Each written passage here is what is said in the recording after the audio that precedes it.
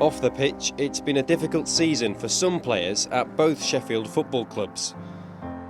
In October, Sheffield Wednesday striker Gary Medine was found guilty of 2 separate assaults.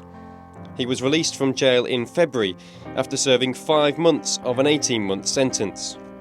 2 years ago, Sheffield United striker Ched Evans was convicted of rape and sentenced to 5 years in prison. Dr. Chris Platts researched the welfare of young players at football academies. He thinks that any culture in professional football stems from how players are treated when they start their career. They live in a very isolated situation. So for people who live in the outside world who aren't professional footballers, we grow up with discovering alcohol, discovering the opposite sex in very different scenarios to footballers. Footballers live very isolated.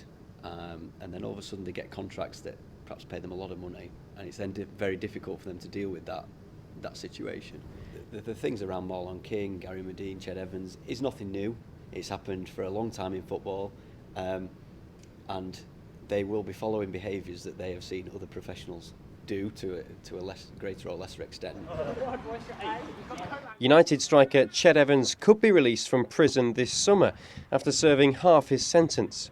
An online petition calling for the Blades not to re-sign Evans has so far attracted almost 50,000 signatures. But the Football League is littered with players who've served time in prison. I think it's likely that if they are able to come back and score goals and play well for a team, it's likely that things will get forgotten. And if they're a good player, football fans, football clubs can be quite fickle and will forgive quite a few ills if they are performing well on the pitch.